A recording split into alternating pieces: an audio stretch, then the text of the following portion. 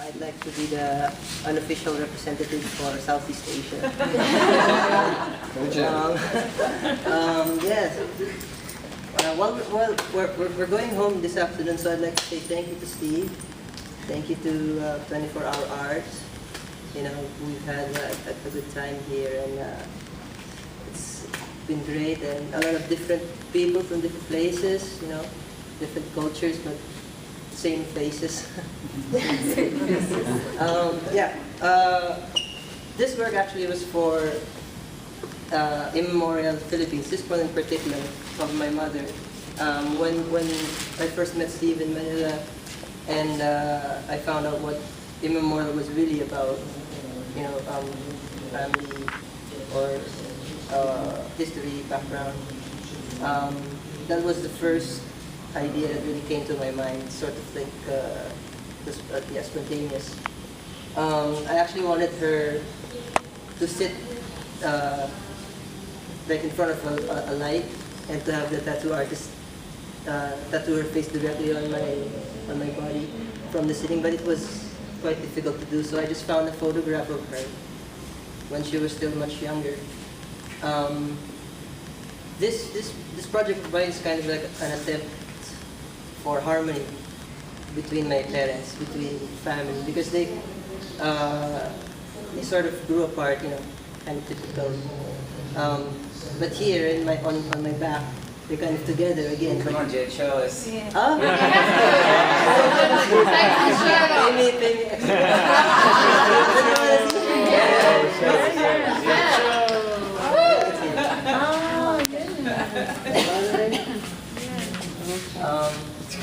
well, this is not part of the show. It says Pinabella. That's my mother's maiden name, and it means beautiful pain. Yeah. I don't know, maybe it's kind of, it fits a little bit. And this for Immemorial here.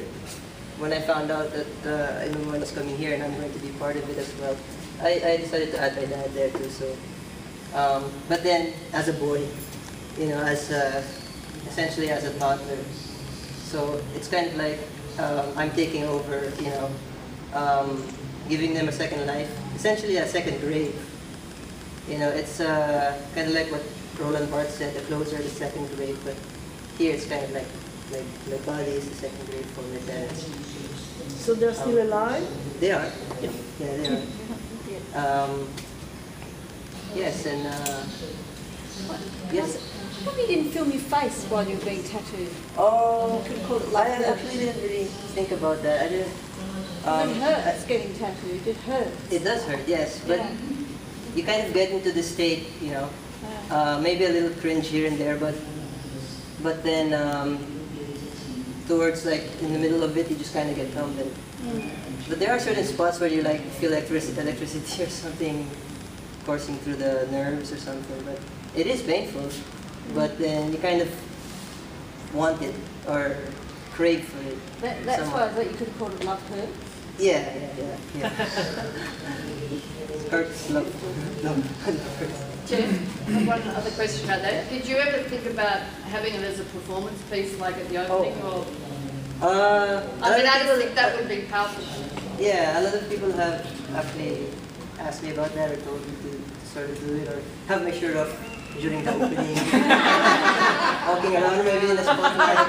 But then, I don't know, I'm not the type really to do performance or, you know. So I guess this is the next piece. Yeah, the next big thing. And the objects, Jay? Oh yeah, the dinosaurs. Yeah, this project I started in 2006. This is the first one actually. And what happened was I got this toy dinosaurs from a friend, and then it was missing a leg. So I thought of repairing it by using photographs. So this one I made from scratch. I had to make a small wire armature and cover it with clay that you can bake, and then eventually covered with photographs. So I wanted to just show actually sort of the idea of fixing it with photographs. So I had this idea that photographs are kind of like an exoskeleton for people.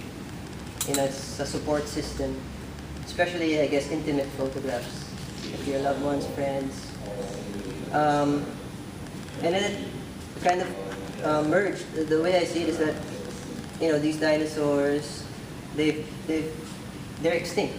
Nobody has seen them. They're kind of immemorial for humankind. And when, as a kid, it's kind of like fascination, of course.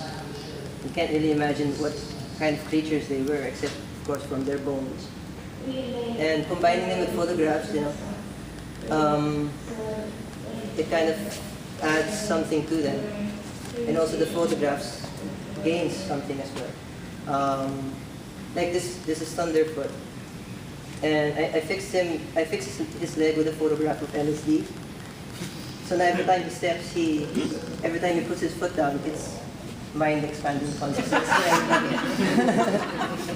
And this one is, Rubble Sore. There's a bunch of kids in a punk concert doing mosh pit, acting like kids, of course. And what happened was the kids now became vegetarian. Because of something like that. There's things we could never guess. That's why you have an artist talk. It's just a functioning. Why are they in glass boxes? To stop you from touching them, or is it just Nicking. Well, maybe the display aspect of it, and also maybe a little bit of kind of like a museum feel. Maybe because they're extinct? Yeah, you'd see them in a natural museum. That's of course one thing was better. Not that I would prefer not, but but when children see this, they automatically want to play with it. Like my friends' kids back home, they'll really like touch it. And I don't really mind that so much, but I guess in an exhibition, protection too.